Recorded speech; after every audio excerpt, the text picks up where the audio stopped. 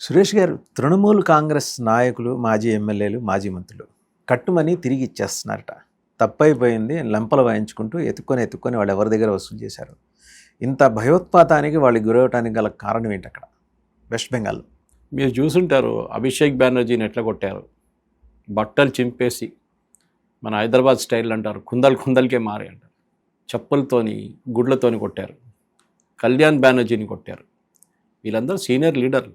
Abhishek Banerjee was de facto CM. ఇంకొక లీడర్ని ఆయన ఒక లీడర్ కాదు, లీడర్ కమ్ గుండా నిక్కర్ మీద నడిపించారు. అంత చాలా మంది 3-4 చేశారు. అది ఒకడైతే పరిగెత్తుకుంటూ వెళ్ళాడు నిక్కర్. అంకుశం సినిమాలో రామిరెడ్డిని ఎట్లా నడిపిస్తారు, అట్లా నడిపించారు. ఎందుకంటే అక్కడున్న ప్రజలకి వాసుదేవన్ గారు ఈ డబ్బులు కట్మని ఇచ్చేసి వాళ్ళకి విసుకొచ్చేసి, బహుశా దీనికన్నా ముందు కూడా మన ఛానల్లో మాట్లాడుతున్న ఈ మాట చెప్పాను. మీరు ఒక ఇల్లు కట్టినప్పుడు వెస్ట్ బెంగాల్ ఎక్కడైనా కానీ మీరు ఇల్లు కడుతున్నప్పుడు మీకు సిమెంట్ కావాలి, ఇసుక కావాలి, మీకు ఏం చెప్తారు ఇటుకలు కావాలి, పెయింట్ కావాలి. వస్తుంది తర్వాత ఇదేం కొనడానికి మీరు వెళ్తే, ఏదైనా కొనడానికి వెళ్తే మీరు మార్కెట్ రేట్ కన్నా 10-15% ఎక్కువ ఇవ్వాలి ఆ షాప్ వాడికి. మీరు అడుగుతారు ఎంఆర్పి ఎంతే ఉంది, మళ్ళీ ఎందుకు ఎక్కువ ఛార్జ్ చేస్తారు? వాళ్ళకి లీడర్లకి వెళ్తుంది. ఆ ఏరియాలో ఉన్న లీడర్ ఎవరు ఉంటారు టీఎంసీ వాడికి వెళ్తుంది. అప్పుడు ఆలోచించండి డెవలప్మెంట్ ఎట్లా వస్తుంది స్టేట్కి. ఇదే మీద నడుస్తుంది. ఇప్పుడు ప్రజలు ఉన్నారు, ఎందుకు ఈ మహిళలకి నేను చూసాను ఎన్నో వీడియోలు వచ్చాను నిన్న, వీళ్ళు లైన్లో నిలబడిపించి అందరికీ పేరుతో సహా డబ్బులు ఇస్తున్నాడు. నేను ఇంత తీసుకున్నామని, ఇద్దరు 3,000 రూపాయలు తీసుకున్నాను లంచం, తీసుకో, నన్ను కొట్టకు, కాలు పట్టుకుంటున్నారు వాళ్ళు. ఆలోచించండి, ఎవడెవడ లంచం తీసుకున్నారు వాళ్ళకి తెలుసు, లిస్ట్ ఉంది వాళ్ళ దగ్గర. వాళ్ళు ఏమంటున్నారు, మేమేం చేయలేదు, మాతో కలెక్ట్ చేయమన్నారు అక్కడ పైన కలకటాలో కూర్చొని లీడర్లు, మేము చేసాము. వాళ్ళు తల మీద వేసేస్తున్నారు వాళ్ళు. కానీ వీళ్ళు కూడా కమిషన్ తీసుకుని ఉంటారు దాని నుంచి. దానికోసం గల్లీ తిరిగి కొడుతున్నారు వీళ్ళని, ఇంటి నుంచి బయట గుంజేసి కొడుతున్నారు వీళ్ళు. ఇప్పుడు మీరు అడిగిన ప్రశ్నకి దీనికన్నా ఉంది ఇంకోటి, ఎందుకు ఓన్లీ 6 ఎమ్మెల్యేలు వచ్చారు ప్రొటెస్ట్కి? నిన్న ఆవిడ అంత బ్రహ్మాండమైన పిలిపిస్తే ఆ మీటింగ్కి ఏమో ఫస్ట్ మీటింగ్కి 80 మందికి 60 మంది అటెండ్ అయ్యారు. సెకండ్ మీటింగ్కి 60 మంది డుమా కొట్టారు, 20 మంది. నిన్న దానికి 8 మంది వచ్చారు. ఫస్ట్ దాంట్లో 80 మంది ఎమ్మెల్యేలో 20 మంది వచ్చారు, మిగతా 60 మంది రాలేదు. ఫోన్ చేసి అడిగితే మేము ఇంటి నుంచి బయటికి రాలేకపోతున్నాం, అభిషేక్ బెనర్జీని కొట్టిని చూసి మాకు కూడా భయం వేస్తుందని చెప్పి రాలేదంట. అదే మీటింగ్లో ఒక పెద్ద ఫ్రాడ్ జరిగింది, మీకు తెలుసు. ఈ లీడర్ ఆఫ్ అపోజిషన్ ఎలక్ట్ చేయడానికి మమతా బెనర్జీ ఫేవరెట్ ఒక ఆయన ఉన్నారు. ఆయనకి వీళ్ళెవరు నచ్చరు మిగతా పార్టీ వాళ్ళకి. ఆమె ఏజెంట్, ఆయన డబ్బులు చాలా కలెక్ట్ చేశాడు ఆమె కోసం, కోట్లు కలెక్ట్ చేశాడు. సో అభిషేక్ బెనర్జీ ఆయన పేరు గవర్నర్ దగ్గర పంపించారు, లీడర్ ఆఫ్ అపోజిషన్గా మేము ఎన్నుకున్నాం చెప్పి. ఫస్ట్ ఆఫ్ ఆల్ మీరు ఎట్లా ఎన్నుకుంటారు? 20 మంది వచ్చినప్పుడు మీరు మిగతా 60 మంది ఎట్లా సంతకం పెట్టాలి కదా? వాళ్ళు సంతకం పెట్టకుండా మీరు ఎట్లా చేశారు? అప్పుడు తెలిసింది, ఈ లెటర్ రాజ్భవన్కి వెళ్ళినప్పుడు, లోక్ భవన్ ఇప్పుడు వెళ్ళినప్పుడు గవర్నర్ అడిగారంట, ఈ సంతకం మన అసెంబ్లీ రికార్డులో ఉన్న సంతకం కాదు, ఇది మన లెజిస్లేటివ్ సెక్రటరీ చెక్ చేస్తే మీరు క్యాపిటల్ లెటర్స్లో రాశారు, సంతకం లేదు ఏంటని. అదే టైంలో వీళ్ళ పార్టీలో 2 మెంబర్స్ ఎమ్మెల్యేలు గవర్నర్కి లెటర్ రాశారు, అది మా సంతకం కాదు, ఎవడో ఫోర్జ్ చేసేది సంతకం. అది పెద్ద అయిపోయింది, కేసు అయింది. గవర్నర్ సిఐడి ఇన్వెస్టిగేషన్ ఆర్డర్ చేశారు. అభిషేక్ బెనర్జీ ఇంటికి సిఐడి వెళ్ళగానే ఆయన అక్కడి నుంచి ఈ నెపం పెట్టుకుని, పరామర్శ నెపం పెట్టుకుని బయటకు వచ్చాడు. ఆడే సోనాపూర్ వెళ్ళారు, సోనాపూర్లో చెప్పులు వేసి బట్టలు చింపి కొట్టారు ఆయన్ని అక్కడ. సో మమతా బెనర్జీ ప్రాబ్లం ఏంటంటే, ఇప్పుడు వాళ్ళ పార్టీలో అది ఎప్పుడు జరుగుతుంది కూడా వాసుదేవన్ గారు, మీరు చూసుంటారు. ఏ రోజు కాంగ్రెస్ పోయిందో అక్కడ బీఆర్ఎస్ వచ్చిందో, అందరూ కాంగ్రెస్ ఎమ్మెల్యేలు అందరు బీఆర్ఎస్కి వెళ్ళిపోయారు. వాళ్ళ డిస్క్వాలిఫికేషన్ చాలా రోజులు నడిచింది వాళ్ళది. ఇప్పుడు ఉల్టా బీఆర్ఎస్ ఎమ్మెల్యేలు కాంగ్రెస్కి వెళ్తున్నారు. తెలంగాణ గురించి చెప్తున్నాను. ఇది నార్మల్, అది ఒక 5-10 మంది వెళ్తారు. ఇది మొత్తం హోల్సేల్ వెళ్ళిపోయారు. అసలు నిన్న అది ఫెయిల్యూర్ కదండి, 5-6 రావటం ఏంటండి? ఇది కారణం ఇది. ఎందుకంటే వాళ్ళకి భయం. బహుశా ఏ స్టేట్లో జరగలేదు. మీరు చూసారు, కేరళలో సిపిఎం ఓడిపోయారు, అంటే ఎల్డిఎఫ్ ఓడిపోయారు. తమిళనాడులో స్టాలిన్ ఓడిపోయారు. వాళ్ళని ఎవరైనా బట్టలిప్పి కొట్టారా? సరే, అక్కడ కూడా కరప్షన్ ఉండే, లేదని కాదు, కానీ ఇది హోల్సేల్ కరప్షన్ ఉండే. అంటే మీరు లోకల్ లెవెల్లో ఒక చిన్న ట్యాప్ కనెక్షన్ కోసం అప్లికేషన్ ఇస్తే దానికి కూడా లంచం, ఒక కరెంట్ కనెక్షన్కి లంచం అడిగితే దానికి లంచం. నేను చెప్పాను, సిమెంట్ బ్యాగ్ తీసుకుని దానికి మళ్ళీ అక్కడ కట్ మనీ, అన్నిటికీ.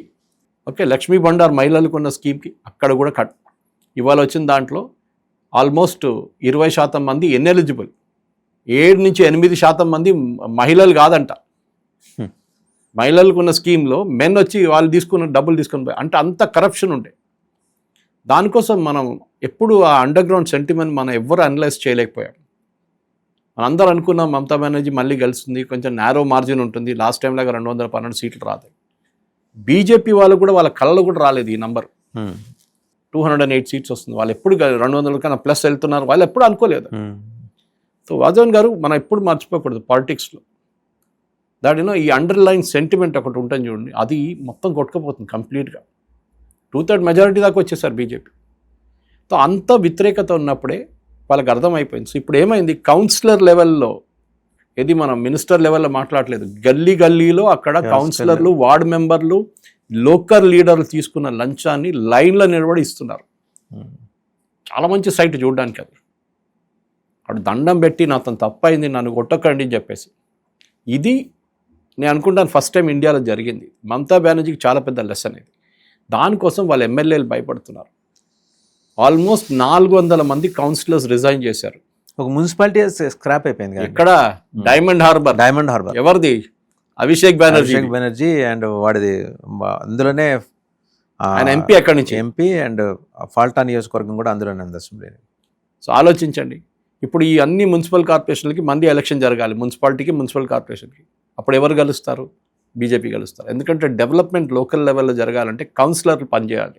మీరు ఎమ్మెల్యే ఉండేది, ఎంపీ ఉండే ఎక్కువ చేయలేకపోరు మీరు. Local level implementation.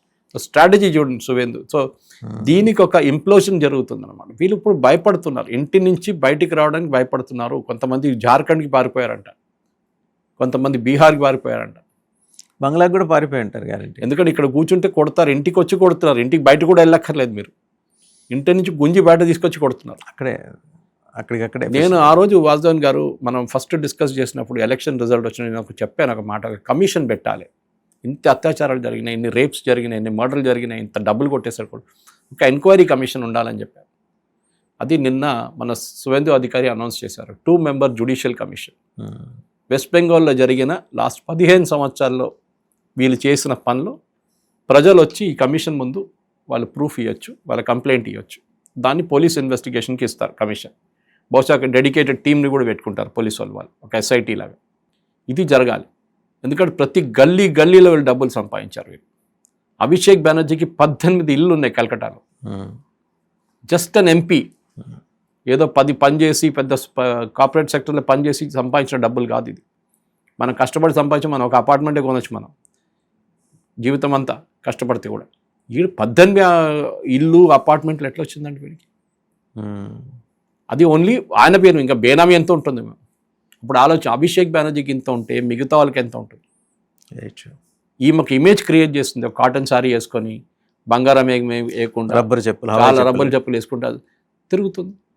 కానీ లోపల ఆలోచించండి, ఇది నడిచింది. This is what is really happening.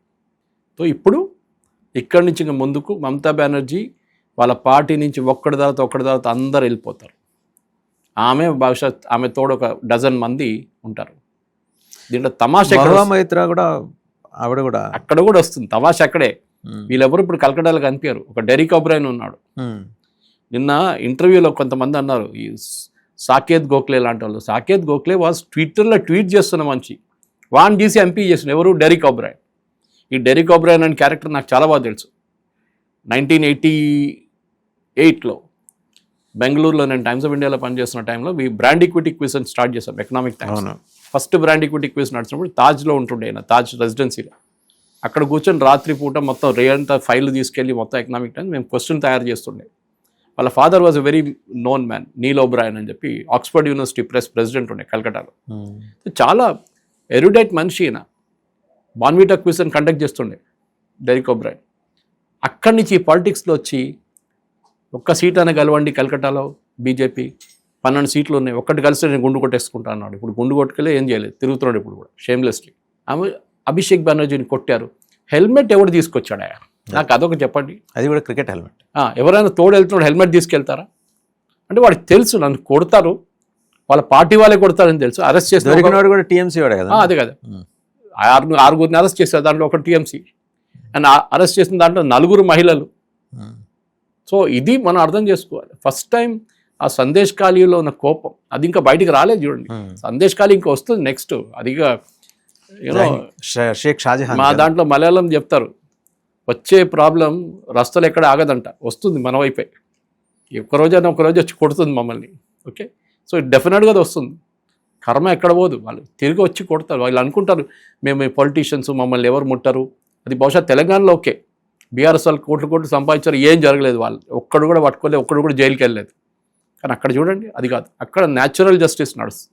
అదొక ముఖ్యమంత్రి. ఇక్కడ రేవంత్ రెడ్డి చేస్తే అందరూ అప్రిషియేట్ చేస్తున్నారు. కాళేశ్వరం అది అయిపోయింది, మేడిగడ్డ అయిపోయింది అన్నారు, ఏం చేయలేదు. ఇప్పుడు అందరు హ్యాపీగా ఉన్నారు, కోట్లు సంపాదించుకున్నారు, పెద్ద పెద్ద గేటెడ్ కమ్యూనిటీలు కొనుక్కున్నారు. ఇక్కడ అందరు బీఆర్ఎస్ లీడర్స్ ఏం చేయలేకపోతున్నారు. కానీ అక్కడ చూడండి, ఒక్కొక్క ప్రాపర్టీని ఐడెంటిఫై చేసి బుల్డోజ్ చేస్తున్నారు, ఇల్లీగల్ ప్రాపర్టీస్. ఇది చేయాలి వాద్యాలు.